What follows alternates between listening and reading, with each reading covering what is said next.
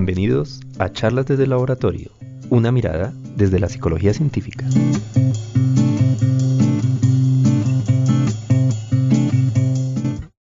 Bienvenidos a nuestro programa de Charlas desde el Laboratorio. Mi nombre es Jairo Rosso, coordinador del laboratorio Iván Pavlov de la Fundación Universitaria Los Libertadores.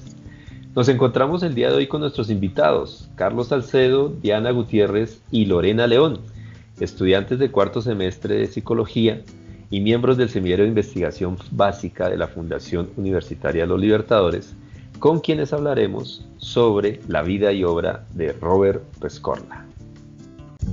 Estás escuchando Charlas desde el Laboratorio. Muy bien, bienvenidos Carlos, Diana y Lorena. Gracias por estar aquí. Gracias a ti, profe, por la invitación y por este espacio. Es un gusto estar aquí, profe. Muchas gracias por esta ponencia. Muy bien, muchísimas gracias. Hoy vamos a hablar sobre la vida y obra de un psicólogo muy importante dentro del área de la psicología del aprendizaje, del condicionamiento clásico, que es Robert Rescorla. Y por lo tanto, pues vamos a hacer como una semblanza de quién fue Robert Rescorla, cuál fue su trabajo, por qué es relevante. Muy bien, chicos, empecemos por conocer algunos datos biográficos de Rescorla. ¿Dónde nació? ¿Cómo fue su formación? ¿Por qué estudió psicología? ¿Qué datos tenemos de él para que generemos un contexto de conocimiento de su obra? Bueno, claro que sí, profe. Iniciamos diciendo que el doctor Robert Rescorla fue un destacado psicólogo estadounidense. Nació el 9 de mayo de 1940 en Pittsburgh, Pensilvania. Fue hijo de Mildred Jenkins Rescorla y de Arthur R. Rescorla. Se distinguió como un destacado académico en el ámbito de la psicología del aprendizaje animal, así como fue un excelente educador. Como mencionabas o preguntabas, su trayectoria académica comenzó en la escuela secundaria de Westfield en Nueva Jersey. Posteriormente cursó estudios de pregrado en la Universidad Swarthmore College en 1958, y precisamente allí fue donde tuvo su primer acercamiento a la investigación, porque allí realizó investigaciones con monos. Muy bien, muy interesante. Inicialmente centró sus estudios en la filosofía. Él inició estudiando filosofía. Sí. Y durante su primer semestre su interés cambió significativamente, dado que participó en un curso de introducción a la psicología que fue impartido en su momento por el doctor Henry Gleiman. Ajá. Que a su vez le sirvió como inspiración para que pudiera estudiar psicología. Ya digamos en adelante, Robert Rescorla se inscribió en un curso de psicología experimental dirigido por el doctor Paul Walsh. Ok, digamos que ahí ya cambió su interés inicial de la filosofía a la psicología. Correcto, sí señor. Bueno, muy bien, aquí ya tenemos una pequeña introducción de la vida de Robert Rescorla. Entonces, vamos a pasar a entender un poco mejor, digamos, otros elementos de su vida. Él empezó a trabajar ¿con quién? En el ámbito de la psicología de la experimentación. ¿Sirvió como asistente a quién? Cuéntenos a ver cómo es que empieza a construirse su vida académica. Sí, profe, exactamente. Él sirvió como asistente del psicólogo Solomon Asch en la experimentación del aprendizaje humano. Ajá. Solomon Asch, reconocido psicólogo en la psicología de la experimentación, y él trabaja con Solomon Asch, y digamos cuando desarrolla o culmina su licenciatura en psicología. Profe, él termina su licenciatura en psicología en el año 1962. Adicionalmente, culminar esta licenciatura, también se destacó y tuvo méritos en filosofía y matemática. Justamente en este mismo año llegó a Penn como estudiante de posgrado e inició su investigación sobre el condicionamiento pavloviano. Ok, él trabaja con Vincent Lolordo, ¿cierto? Sí, señora, así es. ¿Y por qué es importante el trabajo que desarrolló con él? Sí, ellos publicaron un artículo en el año 1965 donde demuestran que un estímulo que precede repetidamente al choque eléctrico que le generamos a una rata en la pata evoca el miedo incondicionado que nos mencionaba Pavlov en su teoría. Sin embargo, dentro de este artículo se menciona que un estímulo que indica al organismo que no se producirá el choque esperado en la rata se convertirá en un inhibidor condicionado pavloviano del miedo.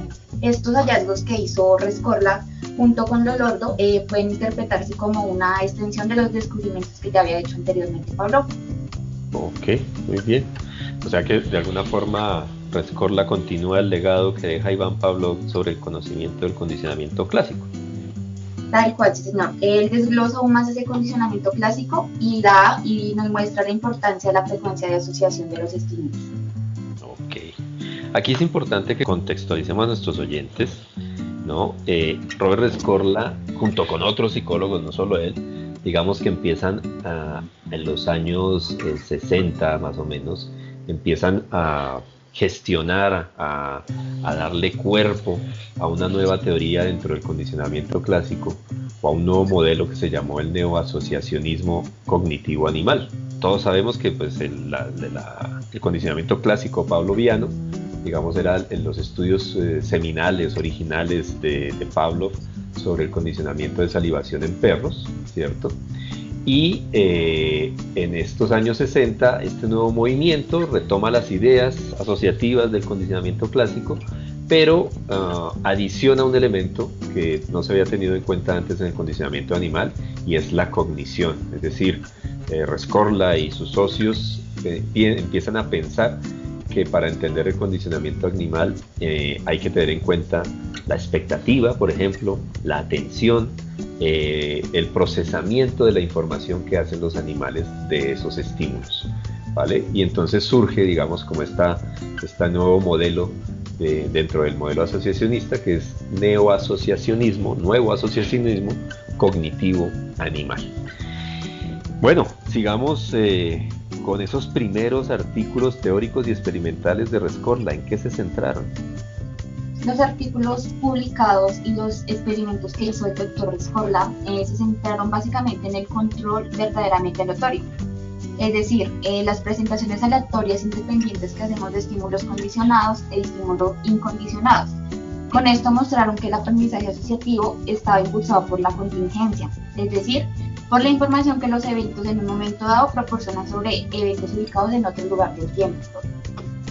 Ok, aquí importante. Todo el modelo teórico de condicionamiento pavloviano se basaba en el principio de contigüidad. ¿Eso qué quiere decir?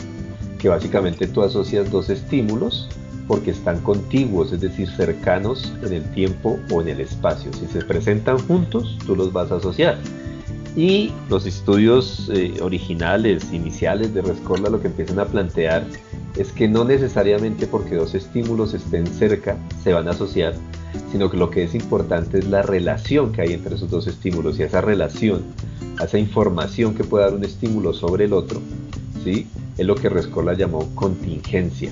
Entonces, la asociación no depende tanto de la contigüidad, sino de la contingencia, la capacidad de información que me dé un estímulo sobre el otro que va a venir posteriormente. ¿Ok? Y eso empieza a hablar, digámoslo así, del fenómeno de la expectativa, lo que el animal espera que vaya a suceder cuando ve un estímulo. Por eso es tan revolucionario, digamos, en su momento, esa propuesta teórica y experimental de Rescorla. Bueno, muy bien, sigamos. ¿Cuál sería o cuál fue el fenómeno que motivó a Rescorla y su socio, que todavía no hemos hablado de él, se llama Alan Wagner, a desarrollar su modelo de aprendizaje asociativo? Claro que sí, profe. El fenómeno que motivó a Rescorla y Wagner a desarrollar su modelo de aprendizaje asociativo fue el bloqueo del camino. Esto significa que en ciertas situaciones un estímulo que normalmente provocaría una respuesta condicionada ya no lo hace, debido a que ya va a existir un bloqueo o la presencia de otro estímulo. Este fenómeno cuestionó las teorías que ya existen sobre el condicionamiento clásico y llevó a que Rescorla y Wagner desarrollaran su propio modelo. Muy bien, aquí nos has nombrado un fenómeno muy importante. Bueno, hemos hablado de Alan Wagner. Alan Wagner es el socio académico, digamos, de Rescorla. Ambos crean un modelo matemático, que es sobre lo que nos vamos a centrar ahorita, de explicación del condicionamiento clásico.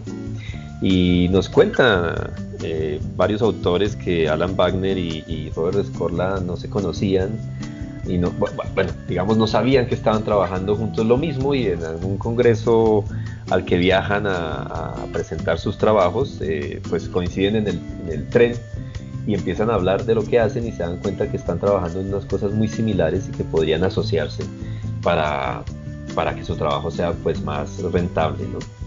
Y a partir de ahí surge esa asociación y el modelo lo crean los dos y por eso se llama el modelo Rescorla-Wagner.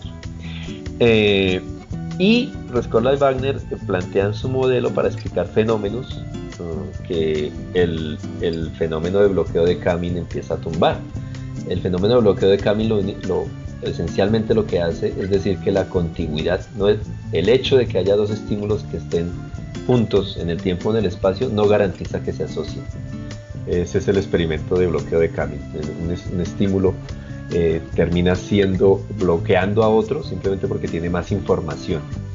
Entonces, el hecho de que tenga más información es más contingente, digamos, tiene esa relación clara de que cuando sucede ese estímulo, va a suceder estímulo incondicionado. ¿Listo? Y entonces Rescorla y Wagner se dan cuenta que la contigüidad, que es al que siempre, digamos, se le ha dado la causalidad del aprendizaje asociativo, no es tal, no funciona tal, sino que hay otro elemento que parece ser la relación entre los dos estímulos que tanta información da, la que es relevante. ¿Listo? Muy bien, Lorena, entonces aquí habría que contextualizar un poco quién es este señor Wagner, Alan Wagner, que es el socio académico de Rescorla.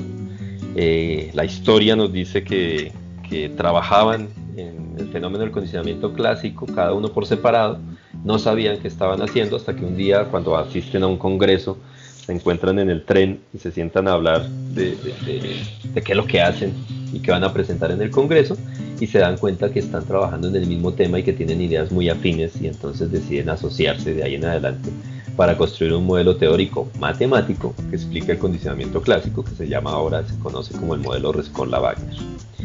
A partir de ahí, digamos que ellos empiezan a tratar de reexplicar el condicionamiento clásico, no por el fenómeno de contigüidad de Pavlov, sino por otra explicación que tiene que ver con la contingencia. Y todo eso surge por el experimento de bloqueo de Camin. Expliquémosle un poco a nuestros oyentes en qué consiste de forma somera el experimento de bloqueo de Camin. Bueno, claro que sí. Entendemos que este es un fenómeno donde un nuevo estímulo no es aprendido, básicamente porque otro estímulo ya ha sido asociado completamente con el estímulo incondicionado. Por ejemplo, si una campana ya ha sido condicionada para predecir la comida, la introducción de un nuevo estímulo, en este caso puede ser, digamos, la luz, no producirá más aprendizaje, porque el organismo ya ha aprendido a predecir la comida con la campana, en este caso. Exactamente, entonces digamos que ese estímulo bloquea al otro, porque realmente no ofrece mayor aprendizaje, por eso se llama el efecto de bloqueo, y lo que demuestra eso es que simplemente porque presenta dos estímulos juntos, si uno ya tiene toda la información fiable de que predice la comida, el otro estímulo deja de tener valor y no se asocia. Según el fenómeno de contigüidad, deberían asociarse porque están juntos, y sin embargo no se asocia porque no tiene información relevante. Ahí surge la idea de contingencia de Rescorla y Wagner, que es la relación que hay de información entre un estímulo y otro. Entre más fiable sea la información que me da un estímulo sobre el otro, pues más aprendo de él. Y los otros estímulos, si no son fiables, no aprendo nada de ellos, así estén contiguos. Y ese, digamos que es un revolcón, un cisma, una ruptura con la explicación tradicional del condicionamiento clásico por contigüidad desde la época de Pavlov. Por eso es tan relevante la propuesta de Rescorla y Wagner. Bueno, pero volvamos. ¿Qué aspecto del condicionamiento clásico también cuestionó el modelo Rescorla-Wagner? Claro que sí, profe. Ellos también cuestionaron que la relación exclusiva que hay entre el condicionamiento de Pavlov y la conducta refleja es que la idea de que el condicionamiento clásico no se aplica solamente a respuestas reflejas como es la salivación o el parpadeo, sino que también tiene ciertas variables y que no solamente son respuestas reflejas, como pues lo tenemos todos entendido. Ok. ¿Y qué tipo de variable es eso que llamamos, o que los autores llamaron la fuerza asociativa en el modelo Rescorla-Wagner?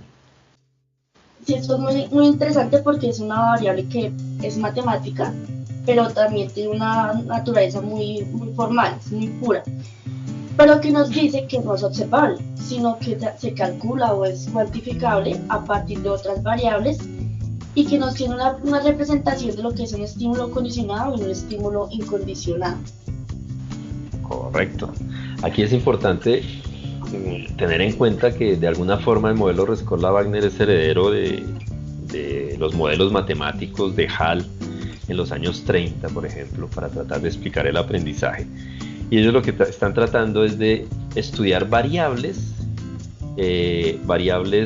intermedias que no se pueden observar, que son, digamos, las cognitivas, esas variables cognitivas como la expectativa que tienen los animales y la información que ganan sobre un estímulo que predice otro, ¿cierto? Son variables cognitivas intermedias que no se pueden observar directamente, solo se pueden observar, digamos, o inferir a partir de la conducta de los animales, ¿cierto?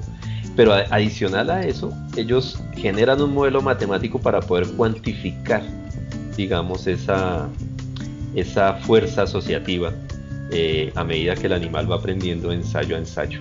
Sí, eso es lo interesante, esa formalización matemática que no solo explica el aprendizaje, sino que también predice fenómenos de aprendizaje. Bueno, ¿qué legado entonces, según el doctor Rossin, nos deja Robert Rescorla en la psicología?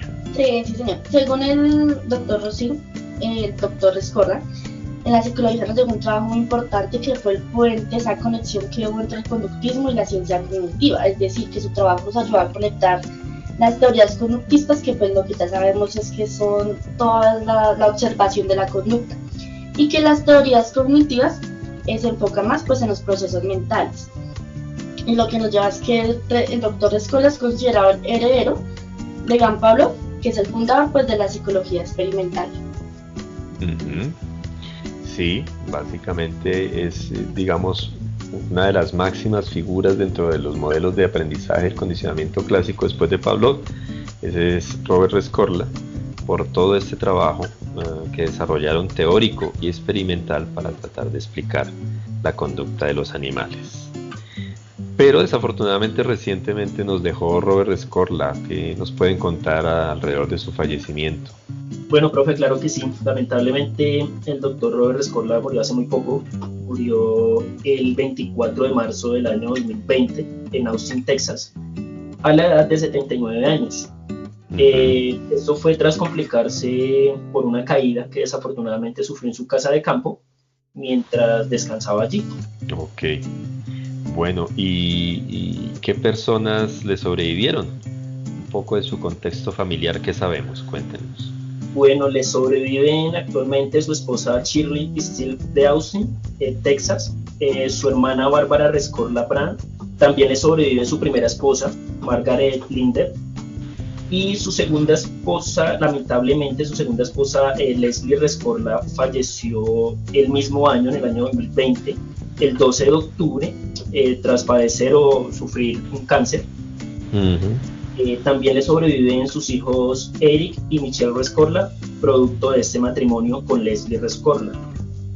Ok, entonces recientemente fallece Robert Rescorla. Antes de Robert Rescorla había fallecido también Alan Wagner, los padres de este modelo explicativo del condicionamiento clásico. Y pues hoy queríamos hacer un pequeño homenaje sobre ese importante trabajo que desarrollaron, porque pues este modelo Rescorla-Wagner abrió la posibilidad a otro montón de modelos matemáticos formales para explicar el aprendizaje, como el de McIntosh, el de Peirce-Hall y 3 variantes más que Alan Wagner trabajó de manera independiente. Y a veces desconocemos dentro de nuestro ámbito de la psicología esos aportes y la relevancia de los mismos de autores como Rescorla y Wagner. Pues no sé si se nos quede algo en el tintero, chicos, que podamos contar más alrededor del tema. No, profe, pues de pronto algo como un dato curioso de que uno de sus nietos se llama Darwin y pues se dice que fue pues en honor a Charles Darwin, ¿no? Claro, ese ahí está su homenaje particular de Rescorla a Darwin. Muy bien. Bueno, muchísimas gracias chicos por habernos acompañado hoy por habernos dado estas píldoras informativas sobre Robert Rescorla y sobre su modelo con Alan Wagner y el importante trabajo que desarrollaron. Bueno, agradecerles mucho por su aporte, su trabajo dentro del semillero de investigación básica. A nuestros oyentes, invitarlos nuevamente a que escuchen un nuevo programa de charlas desde el laboratorio con nuevos invitados y nuevos temas de interés para la psicología. Muchísimas gracias, profe. Muchísimas gracias por el espacio. Esto fue Charlas desde el laboratorio, una mirada desde la psicología científica.